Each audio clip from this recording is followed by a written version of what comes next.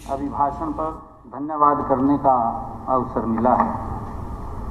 माननीय अध्यक्ष महोदय, सबसे पहले इस सदन के माध्यम से हरियाणा परिवार के मेरे 2 करोड़ 80 लाख लोगों का धन्यवाद करता हूं, उनका आभार व्यक्त करता हूं जिन्होंने ऐतिहासिक रूप से तीसरी बार हमें हरियाणा की सेवा करने का नॉन स्टॉप मौका दिया और हमारे ऊपर विश्वास जताया है। माननीय अध्यक्ष महोदय, यह जीत साधारण जीत नहीं है। यह जीत हरियाणा के विकास का नया अध्याय लिखेगी। जो विश्वास जनता ने हमारे ऊपर जताया है, वह विश्वास सरकार के 10 सालों के कामों के साथ साथ हमारी नीति, नीयत और नेतृत्व पर भी है। माननीय अध्यक्ष महोदय, यह जीत केवल हमारी सरकार की नहीं है, यह जीत हमारे अंत्योदय के संकल्प की है। हरियाणा एक हरियाणवी एक की है। माननीय अध्यक्ष महोदय, मैं इस सदन के माध्यम से अपने सभी नवनिर्वाचित साथियों को भी बधाई और शुभकामनाएं देता हूं। विधानसभा का यह सत्र अपने आप में ऐतिहासिक है। हरियाणा के इतिहास में पहली बार किसी सरकार को पूर्ण बहुमत से तीसरी बार सदन में खड़े होने का मौका मिला है।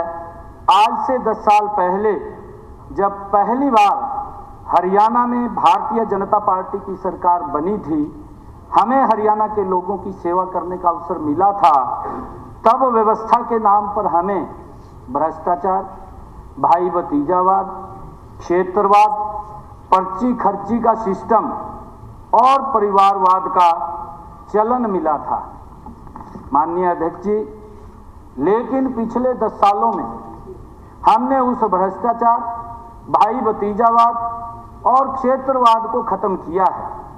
हमने बिना भेदभाव के पूरे हरियाणा का विकास किया है।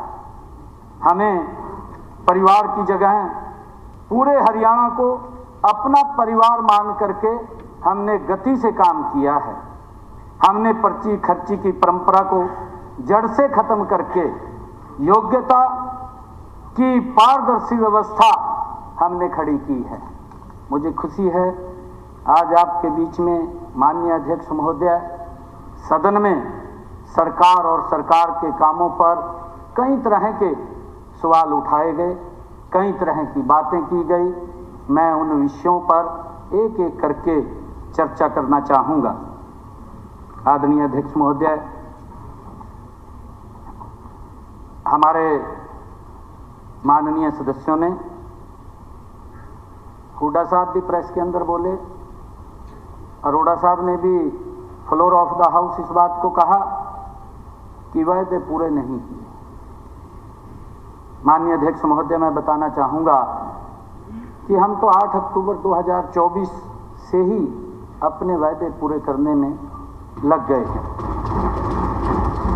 हमने 11 अक्टूबर को कर्मचारियों की दुर्घटना बीमा राशि 30 लाख से 50 लाख किया है। कर्मचारियों के परमानेंट टर्म इंश्योरेंस को 2 लाख से 4 लाख हमने किया है।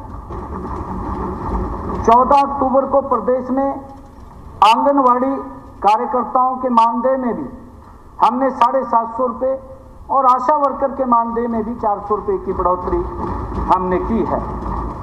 17 अक्टूबर को हमारे शपथ ग्रहण के पहले, माननीय अध्यक्ष जी, मुझे बड़े अफसोस के साथ ये बताना पड़ रहा है कि हमारे युवाओं के 12 मार्च को जब मुझे सेवा करने का मौका मिला, मैंने कहा था कि मैं 50,000 युवाओं को ज्वाइनिंग लेटर दूंगा। लगभग 15,000 युवाओं को हमने ज्वाइनिंग लेटर दिया और एक भर्ती रोको गैंग, मुझे कहते हुए ये कोई दिक्कत भी नहीं है, क्योंकि एक बड़े नेता दिल्ली में कांग्रेस के सीनियर लीडर, यहाँ से कोई फोन जाता है कि रिजल्ट निकल रहे हैं, चुनाव चालू हो गया है, चीफ इलेक्शन कमीशन के पास एप्लीकेशन लगाएं, और वहाँ एप्लीकेशन लगती है, युवाओं के हमारे रिजल्ट रुक जाते हैं और रिजल्ट रुकते हैं, युवा मेरे पास आते हैं वो कहने लगे कि हमारे रिजल्ट रुक गए हैं, आप इसको घोषणा कर दें। मैंने कहा चीफ इलेक्शन कमीशन ने हमें कहा कि आप कोई रिजल्ट नहीं निकाल सकते जब तक आचार संहिता लगी हुई है, हम नहीं निकाल पाएंगे। मैंने कहा कि वहाँ एक भर्ती रोको गैंग और कुछ एक बड़े नेता कांग्रेस के वो चीफ इलेक्शन कमीशन के पास पहुँचे हैं पूरा बस्ता लेकर के कि ये भर्तियाँ ना निकले। और मैंने जब बच्चे मेरे पास आए, काफ़ी संख्या के अंदर आए, तो मैंने माननीय अध्यक्ष जी एक शब्द कहा कि मैं सख्त तब लूँगा, पहले 26,000 बच्चों को ज्वाइनिंग लेटर दूंगा। ये मुझे उनके बीच में ये बात कहनी पड़ी, परंतु जो लोग ये बात कहते थे कि हम युवाओं को रोजगार देंगे, अभी भी आपके सामने 2 लाख नौकरियों की बात आई माननीय अध्यक्ष जी। अभी हमारे विपक्ष के नेता अभी बने नहीं हैं, बनेंगे।